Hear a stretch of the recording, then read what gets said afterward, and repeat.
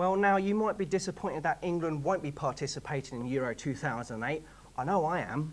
You are? Yeah, I am a bit upset. Yeah, but well, this I cried game... myself to sleep, to be honest. You did. I mean, well, this game will allow you to change history, as it were. It will allow you to take England and turn them into a winning team, not a bunch of losers. I mean, this is essentially, though, the latest FIFA. I mean, it's let's be funny and call it FIFA 08.5, because I'm really funny. Well, you could call it that, or you could call it Euro 2008, which is based on the competition that it's based on. Yes, but we're not involved in, so nobody will probably buy this game. One of the greatest features of the last FIFA game was the Be a Pro mode, which they've brought on again in this, and it's called like Captain the Country. Be a professional footballer, by the way, not the other form of pro. Yeah. Anyway, they've allowed you to captain your country, so you can either create a character or sort of just use an original character that's already there, like Wayne Rooney or whatever, and you can lead your team to victory and change history. Yes.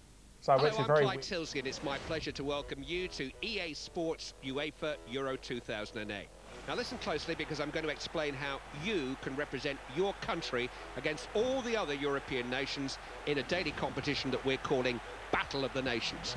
The game has a brand new point system that rates your match performance, whether playing as a team or as an individual player in Be a Pro.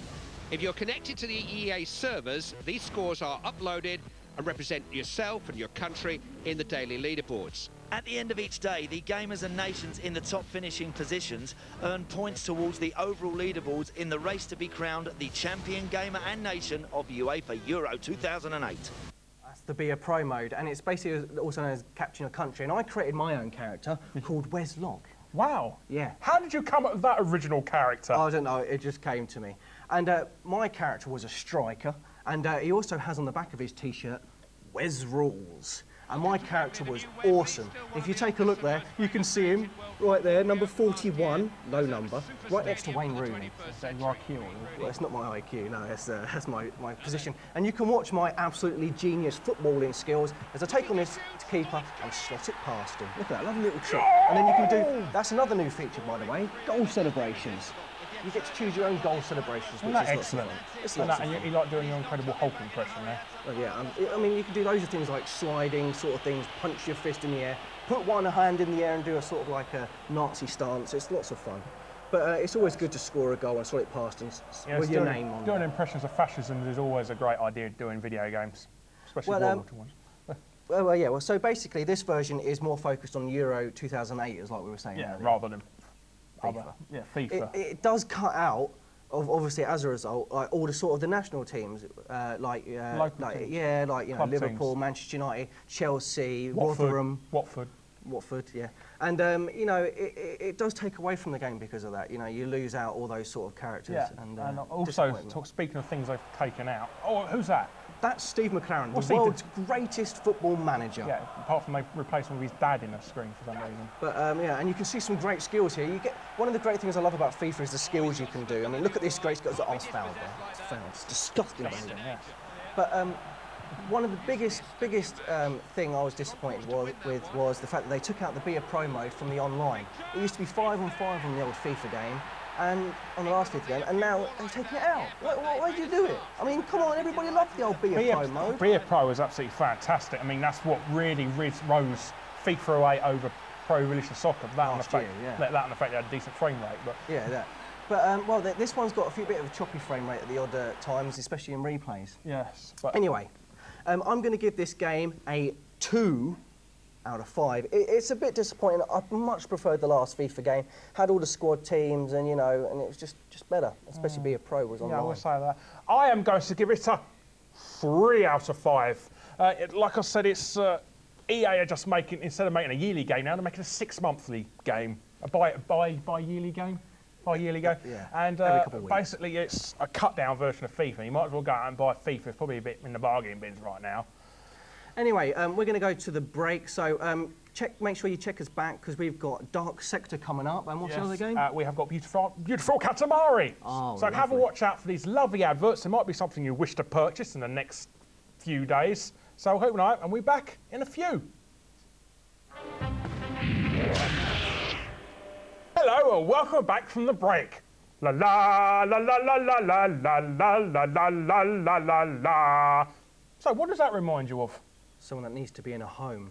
No, it's a theme tune to the Katamari games. And next up is the beautiest title in the beautiful Katamari series. Grab your overly cliche sticky Katamari ball puns and watch this.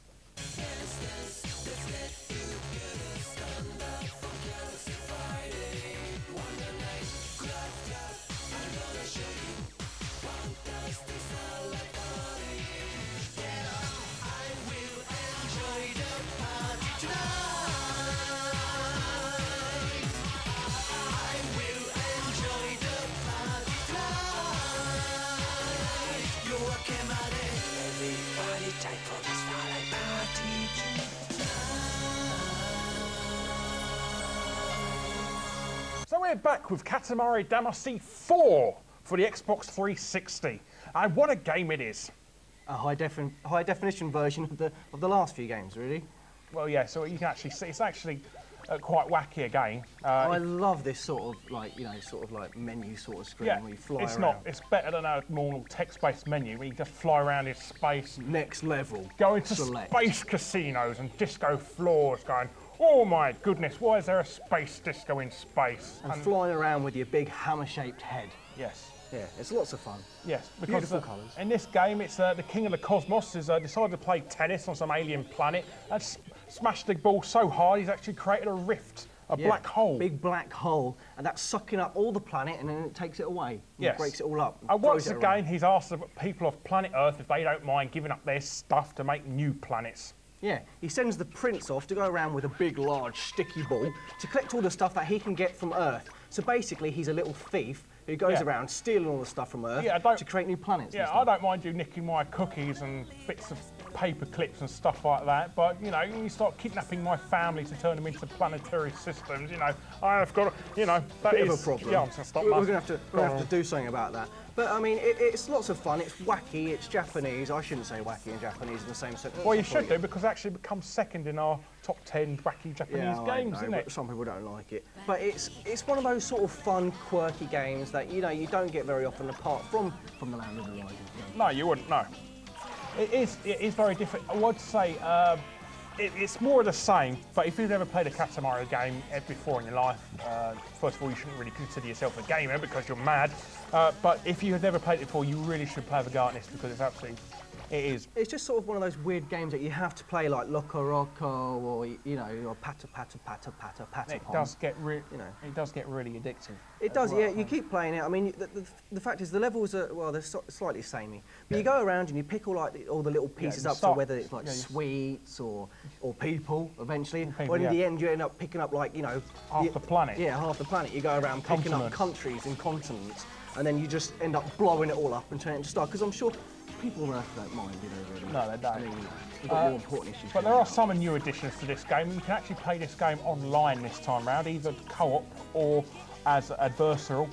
When we say adversarial, it's not like deathmatch or anything. It's actually go around killing other Katamari. yes. It's not a first-person shooter, which is nice. Using them as a hammer. Yes, but you actually it's like who can pick up the most stuff within 3 minutes and stuff like that. It's not the most exciting online game in the world, especially when you can only have 2 players in a room at each time. But you know, it's an extra addition there. It's an extra something.